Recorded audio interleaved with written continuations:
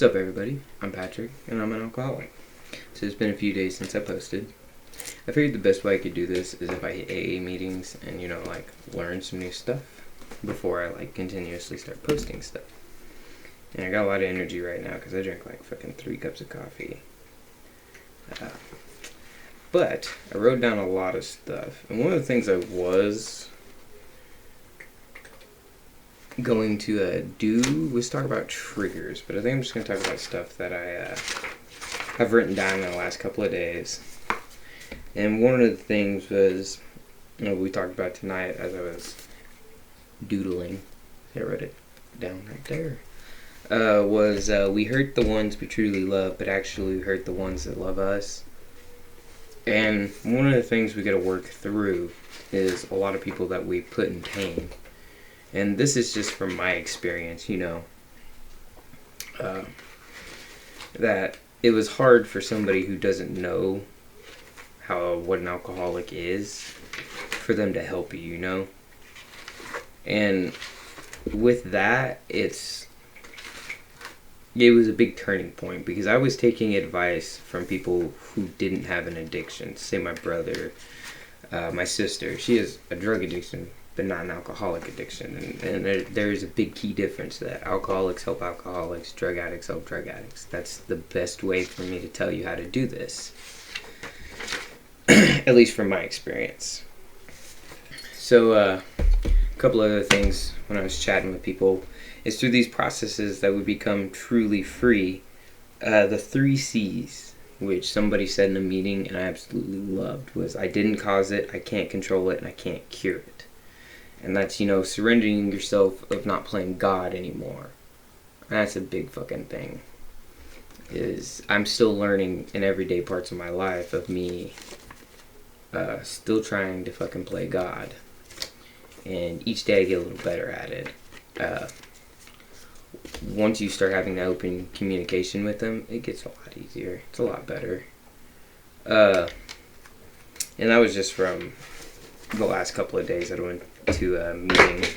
Like tonight we read on page... Shit. I know I marked it. It was one of Bob's. 177. 170... No, not 177, my bad. 181, I think. If I can figure out how to rip this piece of paper out. 182. Alcoholics Anonymous number 3. Which was a very interesting story. And this is the reason why I wanted to share that. I'll fucking pop up out here. No, I don't want protection. I didn't have a bad childhood. A lot of people who do become alcoholics or drug addicts typically have a bad experience, traumatic experience. So I didn't have that.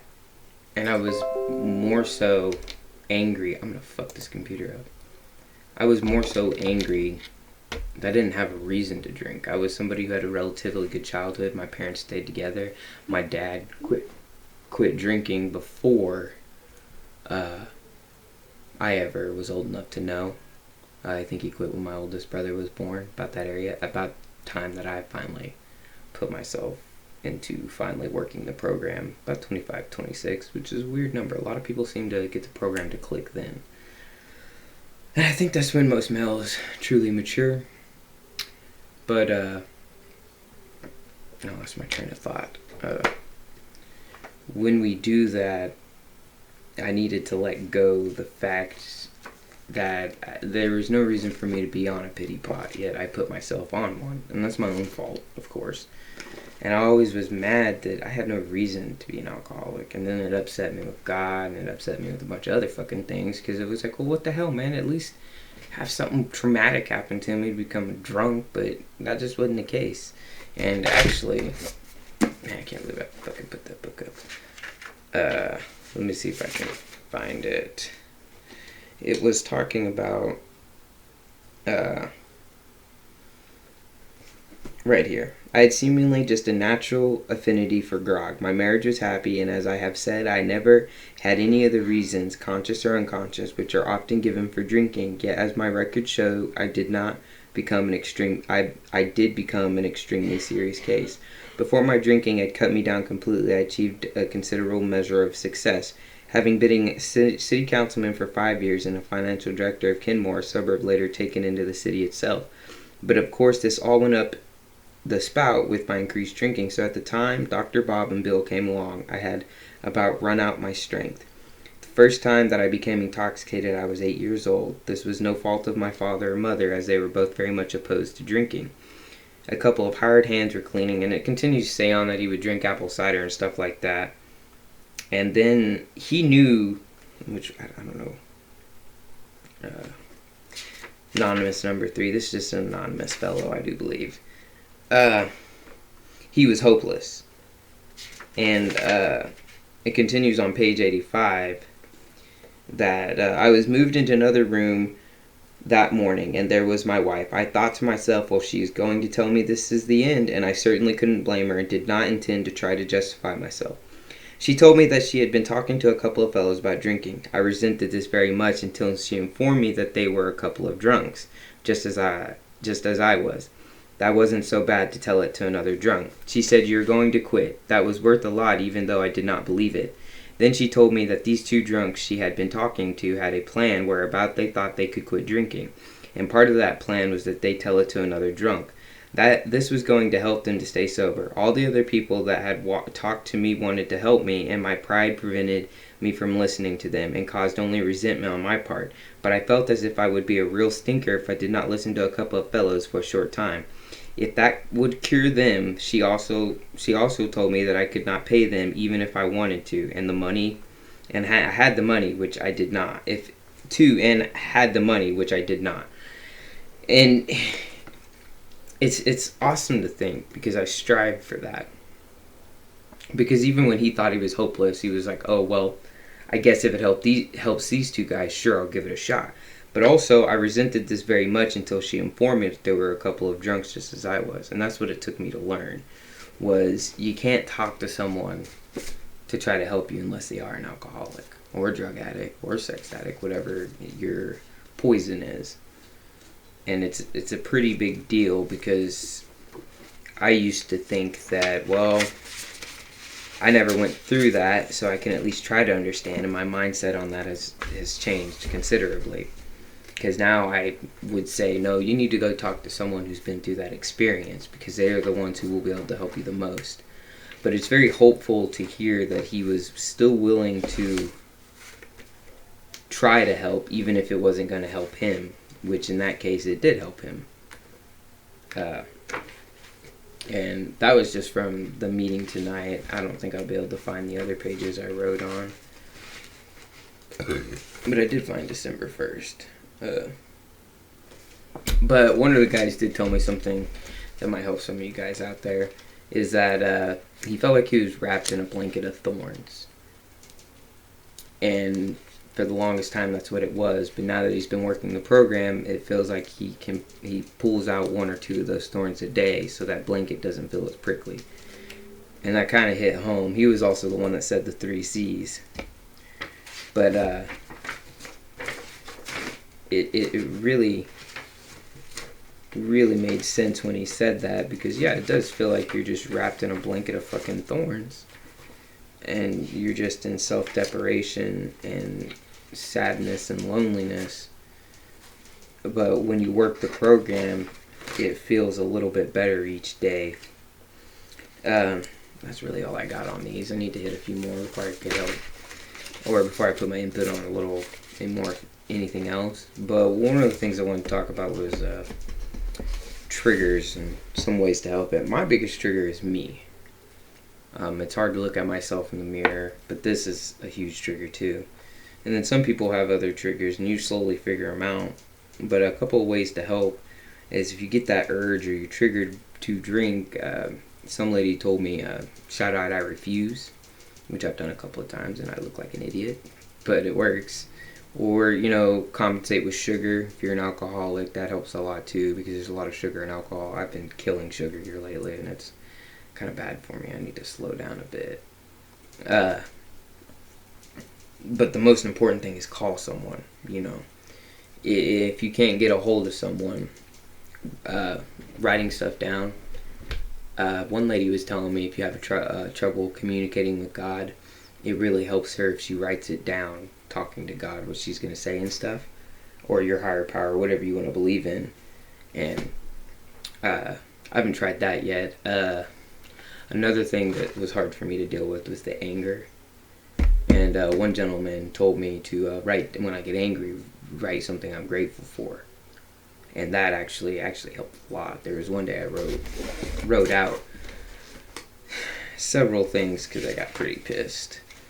And once I wrote it down, though, and that's a big thing. Don't ever be afraid to take like notes and stuff like that. It may, like, other people may not, but I normally do. It just depends on what mood I'm in. But I wrote down, I'm grateful to be sober. I'm grateful to have a loving girlfriend. I'm grateful to have an amazing mom. I'm grateful to have an amazing dad. I'm grateful to have a home. I'm grateful to have clean clothes. I'm grateful to have a full belly. I'm grateful to be alive. And kind of subsides the anger. Another couple other things I wrote down was I don't know what the hell I wrote there. Taking the growth from someone else and taking your growth away. I guess I wrote like something real quick there. Alcohol affects our convictions. I wasn't doing it, it was doing me. And that's a big one. For the longest time, alcohol had full control. And once you render that control to God, it's a lot easier. Or your higher power, whichever. I'll say God a lot. I don't believe in the Christian God. Mine's just a loving, caring God. He's just up there. And all-powerful. Yada, yada. But I did get pretty down yesterday. And that was my own fault. Because that was just me sitting on a fucking pity pot. I was going back to the old way I was thinking. And was just getting beaten up by stuff. Or letting myself. Like I wasted so much time. And yada, yada, yada. But you know, I don't know what I did. But it really pulled myself out of it. Because I still have time. There's a lot of future left. And I'm hoping by doing these videos that I can help other people. Because that's what I want to do. And like I said before, a lot of times is I always look to try to make a big change in the world. And that's just a bad way of thinking. To help thousands of people. I don't want to do that no more. Well, I still do. But I'm satisfied with just helping one person. And that's why I like going to those meetings. When I do talk, I can tell people listen. I don't look in the camera a lot. It's a little hard for me. So whenever I talk at the meetings, I'm only looking down and shit. And don't ever feel like you're forced to say something. You're good with just listening. But at some point, talking helps. It helps a lot. It makes me feel better. And don't ever be afraid to ever... You don't have to sit and pray at the end of the night, talk to God. If that's what you want to do, go for it. You don't have to sit on your knees and think, hell, I walked into my walk-in freezer a day and had a chat with God. I walk around the house in the middle of the night and have a chat with God. Like, you can talk to him anytime you want. And let me tell you, it takes a lot. Because like I said, I think I said in the last video, faith is a powerful, powerful thing. Human instinct is naturally drawn to faith. And when we let that go, it makes life so much harder because we can't understand, the things in the universe. Or why certain things happen, or why people die, or yada, yada, yada. And once you give that to your faith, it's a lot easier to try, because you're not trying to understand them anymore. I don't know how this video went. It's kind of impromptu. But I knew I needed to post one, need to talk about something. And, no, I think I'm pretty satisfied with this, how this one came out. I'm not for sure what other steps I'm going to take. I know... On January 1st, I want to make an entire playlist of reading the daily reflections each day. Just that. I don't know how long it's be, 10, 15 seconds. Not even chat about it. Just read one each day. And daily reflections, like I said.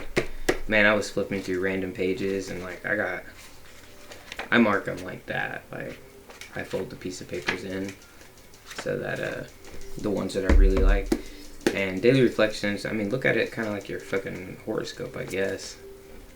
It'll help you out more ways than you think because it applies to more everyday life. There's sometimes that I read it and it even applies to my girlfriend's way of life, and that's the beautiful thing about AA. I think, again, I always say it, think it even applies to people who aren't alcoholics.